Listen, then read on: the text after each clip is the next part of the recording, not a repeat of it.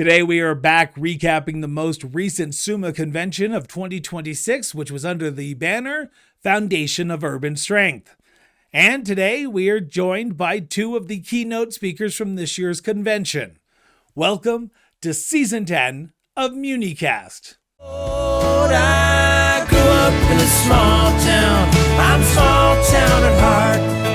I moved to the city, but deep down I've not gone that far. No matter where my roots take me, I grew up in a small town and I still got one foot on Main Street.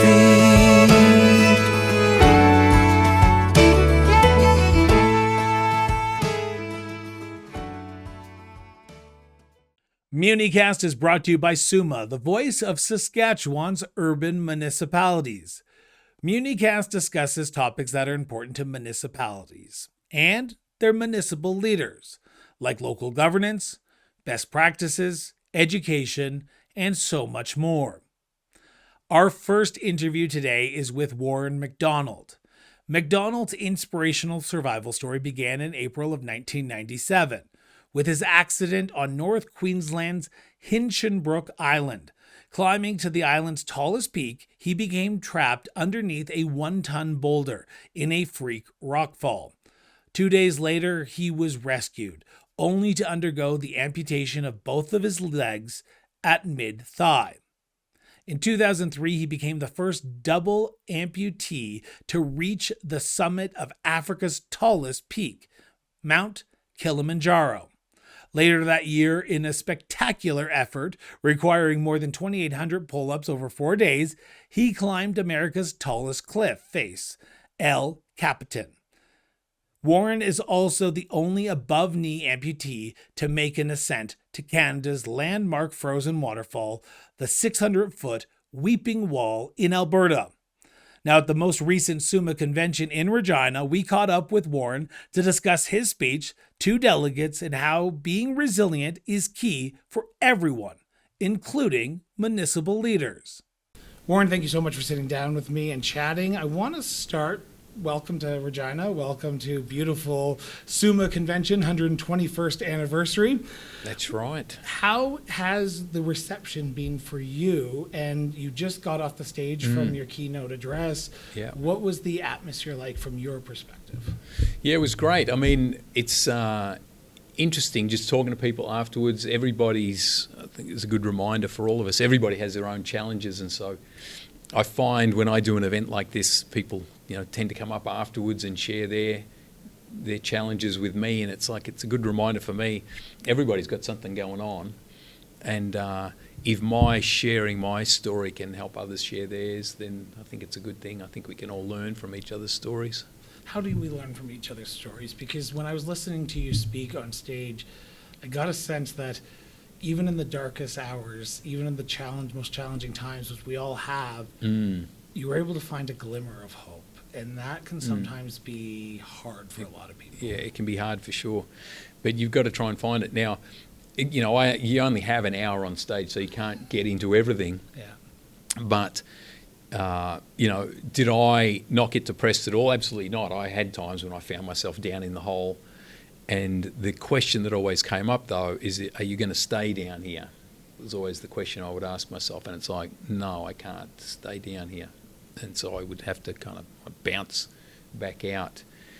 But, I think part of that was just the gravity of what had happened to me, that staying down was really not going to be a good place to be. There was a line that you said, and it sort of struck with me a little bit. It was about you wanted to be the change in the world that you hope to be.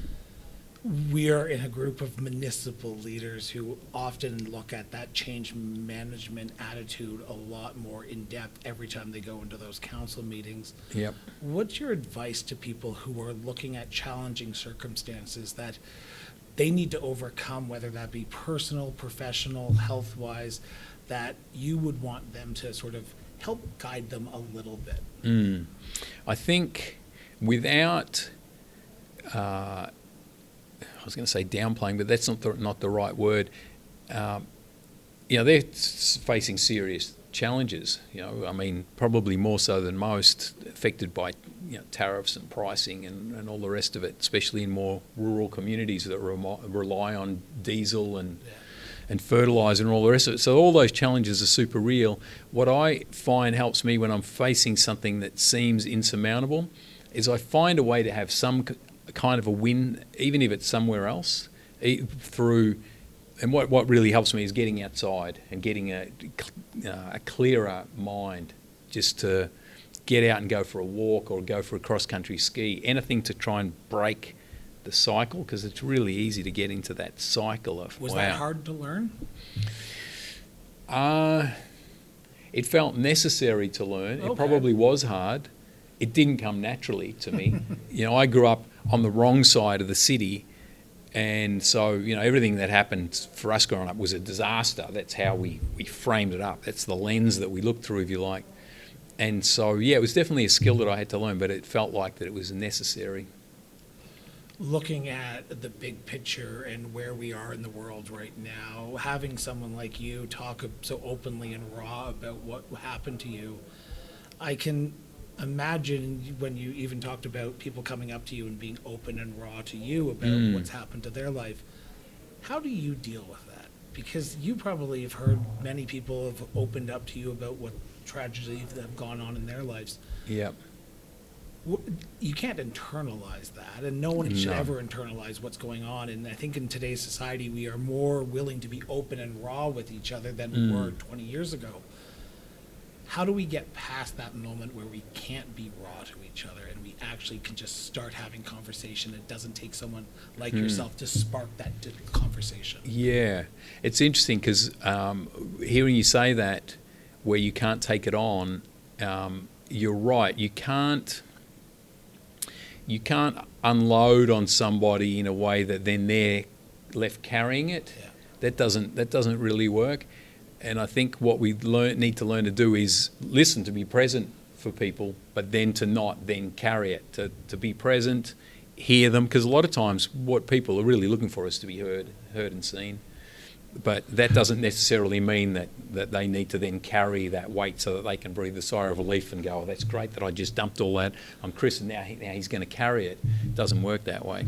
I like one thing that you did say that I kind of chuckled at because I'm trying to do it as well, is you're divorcing social media a little bit. You're trying to get away from social media, where that toxicity of not actual having honest conversations happens because people are behind keyboards.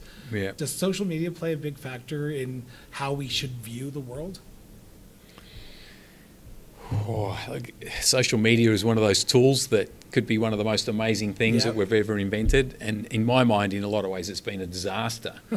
And I think learning how to interact and how to do social media is key. We don't really get taught that because it just kind of got dumped on us. So for me, I go through phases where I'll take all the apps off my phone. And then they might sneak back on. I'll be like, oh yeah, I need to do an Instagram post. Oh, I can't do that from a computer. I've got to put Insta back on my phone. And then it'll be on there for a while and it's like, dude, take that off.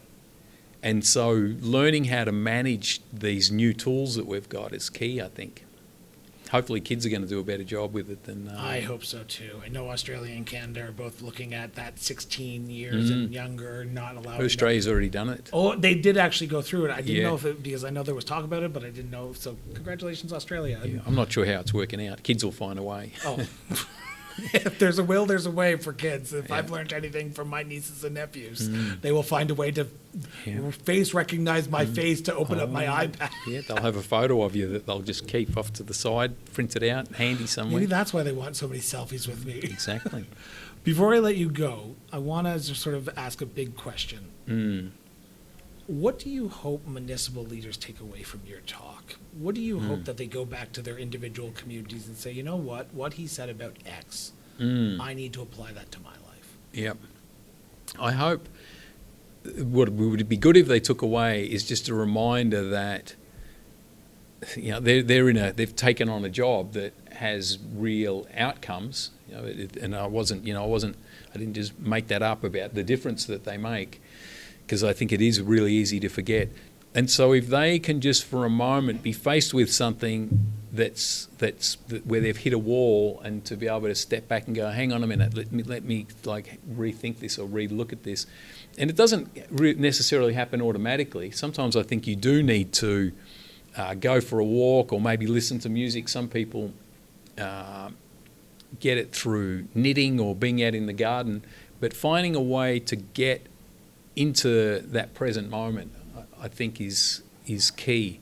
Because when you can get into that space, it's almost like you get more clarity. Like I've always said, some of the best ideas I've ever had, they don't happen in front of a computer while I'm trying to figure out something. They happen when I give it up, close the computer, get out and do something.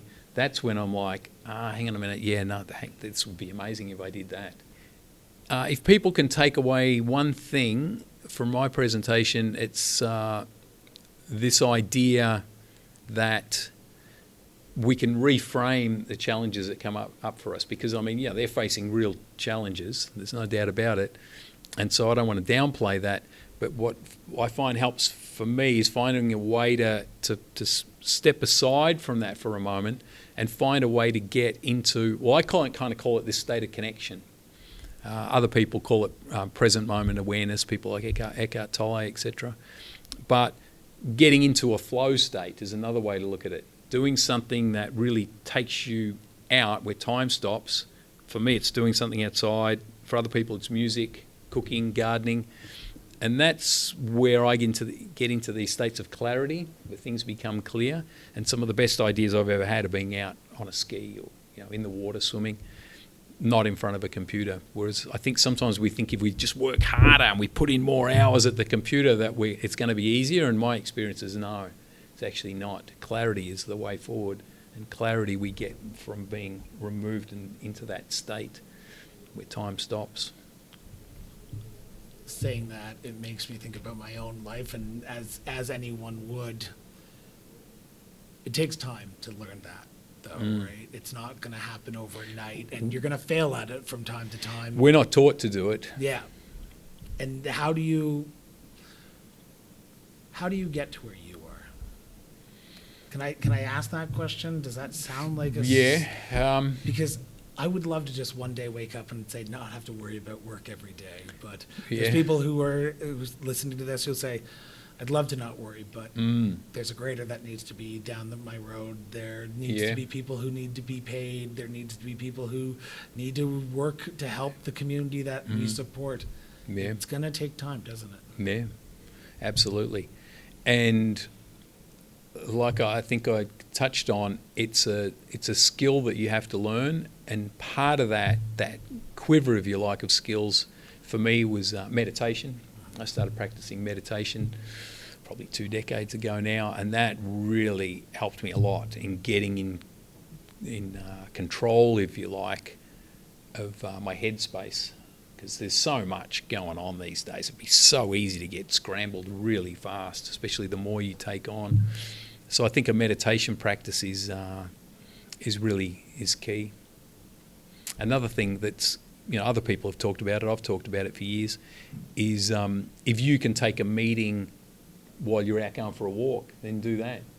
Like get out in the office, and if there's a phone call where you actually don't need to be in front of a computer, even if you just walk around the office or walk around the block, walk around the street, just something to...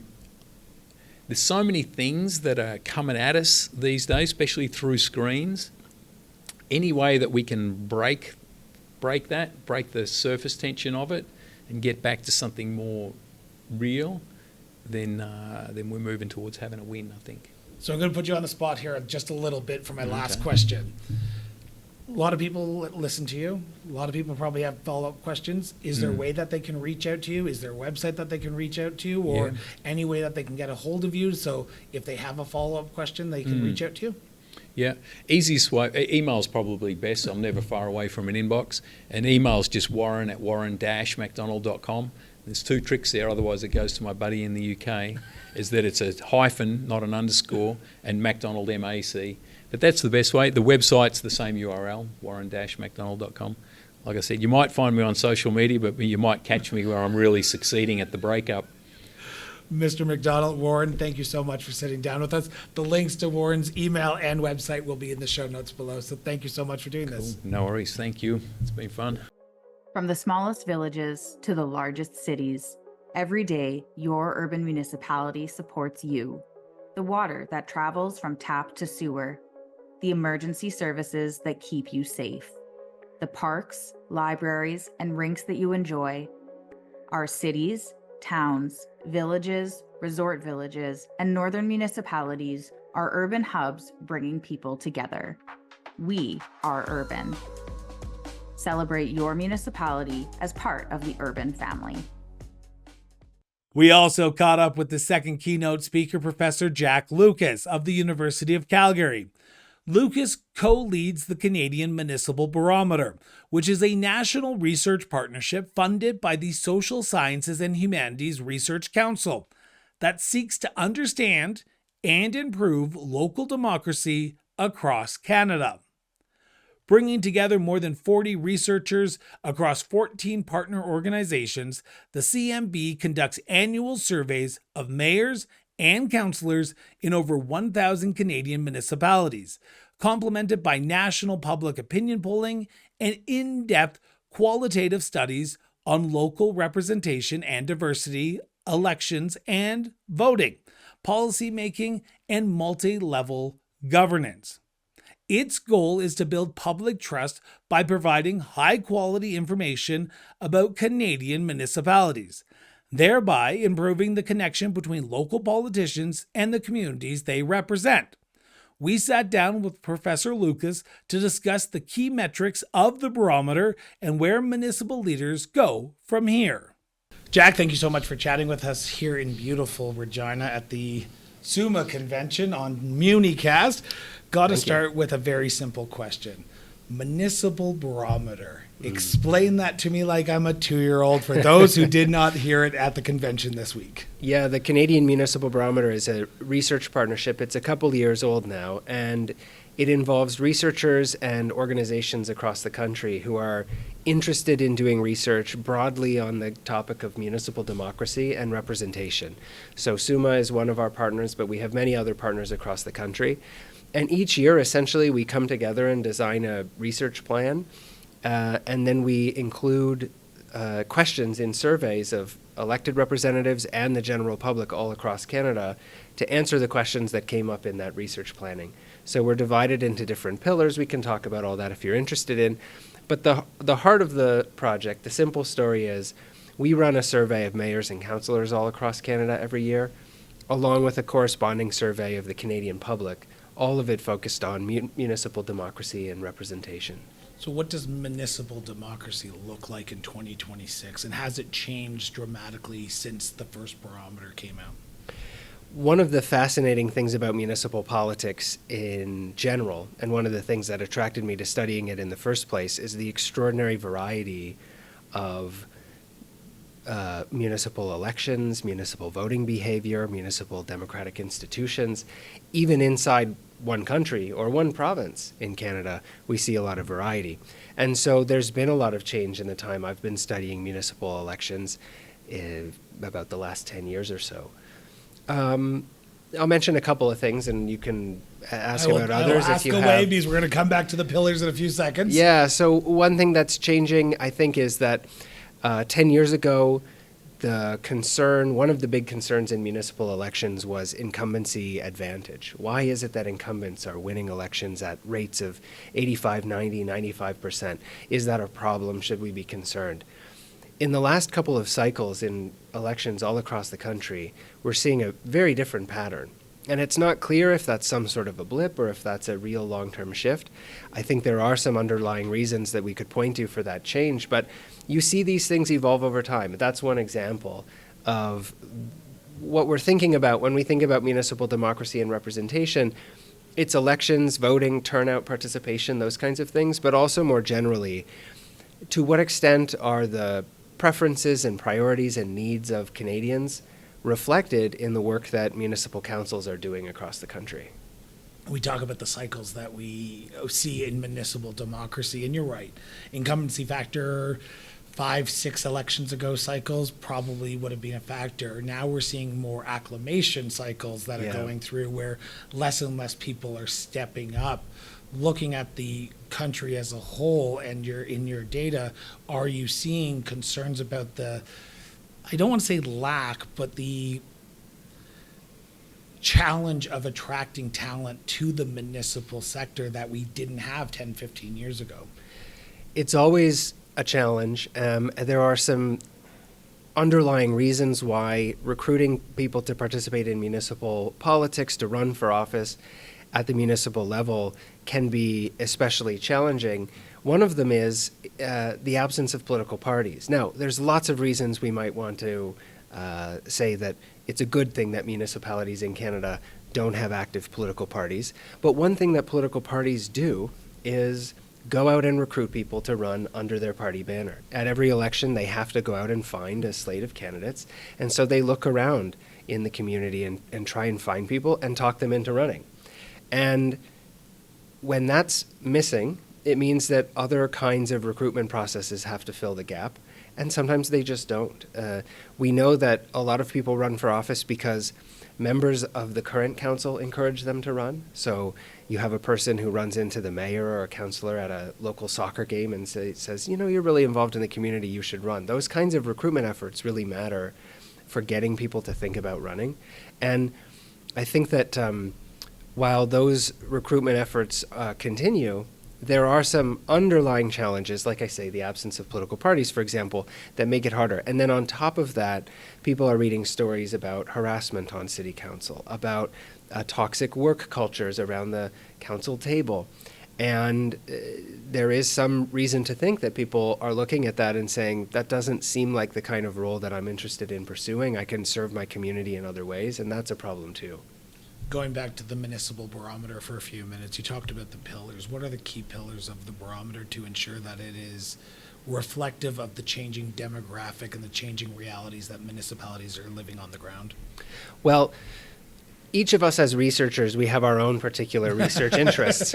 And so we wanted to be sure when we were building the barometer that it wasn't just the Jack and Sandra show, you know, that's the co-directors of the project, whatever our idiosyncratic interests were on any given year. So we built these pillars, and each of them has a lead, and they do a lot of the work. It's really quite decentralized. They do a lot of work every year in deciding what it is we're going to study.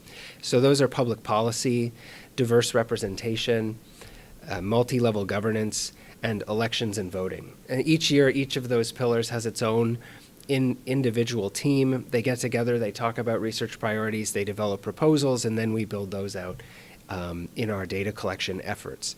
And so the idea there is to really try to cover the landscape of what we mean by municipal democracy and representation, everything from the presence of women or racialized minorities on councils across Canada, all the way through to the determinants of turnout in municipal elections and partisanship and voting behavior and all of that sort of political science-y stuff and everything in between. And so that diversity of interest is reflected across those pillars, and it's reflected on our team more generally, which involves people who come at the question of municipal democracy and representation from a really wide range of interests and perspectives. Looking at, there's sort of 10 questions I want to ask you, and I'm trying to make sure I get all of them out at the same time. Looking at the big picture, what do you see in your data that points to any threats or challenges that our municipal level of democracy is going to face over the next 5 to 10 years? That's a great question and a complicated one. Maybe mention a couple that come to mind. I think one has to do with the quality and character of public engagement processes. One of the things that municipal elected representatives tend to pride themselves on is their accessibility to the community. One of the things they describe enjoying about the job is that they get to engage with the community, and it's for a lot of people who are very outgoing and engaged in their community to begin with, it's a sort of it's a lot of work and it's a lot of effort, but it's a perk of the job that you go to all of these community association meetings or nonprofit organization meetings, and you get to connect with people. But we're seeing on both the citizen side and the elected official side frustration with how these public engagement processes have been working. Elected officials say that they're seeing the same people over and over again, often people who might be quite polarized. It's not just people who are critics. Sometimes it's just as irritating to have the fawning praise all of the time. You want to get past that. I want to know what mayor you talk to that says they get continuous fawning praise, because I'd love to have them on the show. That's fair. That's fair. I may be extrapolating too much from my experience as a professor. Sometimes you have students come into your office and they tell you how terrible you are, and then you have other students come into your office and tell you how wonderful you are, and you say, I just want to speak to the students who think I'm just okay. How are things going? But in any case, it's a problem of breaking through to the experience, preferences, needs of folks who maybe aren't paying attention to every council meeting. And maybe they have an interest in a particular area of policy, but they're not that engaged in municipal policy or politics more generally. That's a challenge that we're hearing about across the country. And I think that it's also an area where there's a lot of appetite for experimentation. And I think that this is an example of a challenge that the Canadian Municipal Barometer is well equipped to participate in, to help support. If there's a councillor out there, for example, who wants to experiment with something weird and different, like a randomized town hall meeting or a deliberative jury or something, we can come in and help support that work. Sometimes we can find funding to help support a pilot version of the work. And then, to the extent that it is a successful experience for the people who are involved, we could try to scale that to other communities across Canada as well. Well, and that's the big question I was going to follow up on that statement is, a lot of municipalities may not have the budget to bring you in. How important is it for yourself to work with all different types of municipalities, not just big cities, but get those different perspectives, whether that be a rural municipality, a small urban, or a resort village here, or summer village in Alberta, to ensure that the barometer isn't just swayed to one size that is not traditionally known for being useful for a small community, that you might only be looking at big cities. Yeah.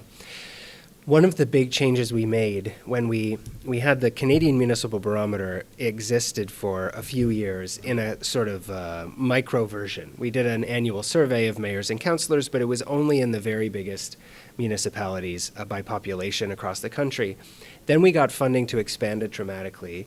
And so we've been able to expand the politician survey to the 1,000 biggest municipalities in the country. We run a public opinion survey that covers the entire country, regardless of population size. And we have what we call the Local Democracy Lab, which is opportunities for more specific one-on-one partnerships with municipal governments, with specific municipal elected representatives, where we're working with them on the kind of thing I'm describing here. So it might be the mayor of a small municipality comes to us and says, we heard about this random town hall business. We might be interested in trying that. Let's talk. And so we're set up to help with that kind of thing in a more targeted way. In many respects, the most impact we can have is in the smaller municipalities, because when I talk to the folks inside the city clerk's office at the city of Calgary, where I live, they have staff who are going out and looking at what's going on in other places. They're able to recruit summer graduate students to help do background research on different opportunities and ideas for public engagement. They have some of that capacity internally and some of the budget. But the barometer is set up to help with that in places, maybe especially in places where there isn't the kind of internal capacity or budget to run those sorts of pilot projects or pilot studies. We have funding, and we also know how to get more funding if needed for these sorts of projects. The other thing I'll just mention briefly is that the cost of running these sorts of things is coming down quite a bit in recent years. It's now possible to do surveys, for example, in places that you wouldn't imagine doing survey research in the past. It just would have been too expensive. You would have had to recruit by mail or in person. It was too costly. But new technologies are emerging that make that kind of thing possible. And so that means targeted surveys, randomized recruitment, all kinds of weird and wonderful and potentially helpful techniques for interaction between elected representatives and their constituents are now possible, and we're equipped to help support that kind of work if people are interested in trying it. So I guess that's the natural follow-up is how can people get a hold of you? How can people learn more? How can people reach out and talk more about the Canadian Barometer? Well, we'd love to have people visit our website, oh boy, just Google Canadian Municipal We'll put it in Barometer. the links in the We'll show put it notes in the for links. anyone who's listening to Clearly, this. or I'm a watching. terrible salesman. Visit the website. On the website, there's a link to a tab, LDL, Local Democracy Lab. That's a great point of contact if you're interested in pursuing these kinds of partnerships we've been talking about. But on the website, there's also a link to subscribe to our Substack. We release reports and information about what we're up to. And it's also on the site includes links to information about the data we've collected, because a lot of the time people come to us and they say, hey, do you have anything about citizens' attitudes toward the trade-off between, I don't know, roads and infrastructure investment in different aspects of transportation policy, including public transit, roads, whatever. And a lot of the time we can dig through our the data we've collected and find something that is at least in a background way of some use to them. So that is available on the site too. You can see the kinds of questions we've asked in the past, and we're happy to share our data with anyone who's interested in looking at it. And we have a team of people internally who can do some of the data analysis for folks. So it's not like we send you some, unparsable raw data set and say, have at it. We can share it in that format if people want it, but we can also do some background analysis for folks too. So before I let you go, because I'm cautious of time here, is what's your message to municipal leaders that you want them to take away from your session, that you were up on stage and gave a keynote address to the people of SUMA? What do you hope they take back and think about when it comes to what you've told them that we haven't talked about yet? Let me mention the two sides of the coin. The first thing is that I hope that they will remember that we're there, that we're eager to partner with folks across the country, and that when the next time something arises that's sort of in our ballpark in their own community, they think, oh, there was that organization, the something barometer, we should get in touch with them. The other side of the coin is that as a political science researcher, I'm more and more convinced that we need to build our theories of democracy and representation on the basis of the actual experience of representation that elected officials and their constituents have in their communities. And that means not just sitting in our offices, reading academic articles, collecting data and writing papers about them, but really understanding how does this connect to what elected officials see themselves doing in their work as representatives? How do they think about that work as representatives? And how can we build measures and models and theories of representation out from the actual real world of local democracy in Canada? And so I'm really eager to have those conversations, not just because we want to serve the wider community with the work they're doing, but because I think that that's really has in the past profoundly shaped the work that I do as a political scientist. And I want that to continue to be the case in the next few years of my career. Well, Jack, I want to thank you so much for sitting down with us on Muni-Cast and talking about the Canadian Municipal Barometer, yourself, and the work that you're doing. So thank you so much. Well, thanks for having me. Appreciate the work that you're doing on this. Well, that's the stop for today. If you've been riding along with us this whole episode, thank you for sticking around. Whether you're listening on a commute, doing work, or walking the dog, or just letting the conversation run in the background, it means a lot that you've spent this time with us today. Muni-Cast is brought to you by the Saskatchewan's Urban Municipality Association, the voice of urban Saskatchewan. So wherever you're headed next, tonight, tomorrow, or sometime down the road, remember that curiosity is a pretty good compass to go by. Thanks for tuning in to another episode of Muni-Cast. Until next time, take care of yourself, and we'll see you down on Main Street.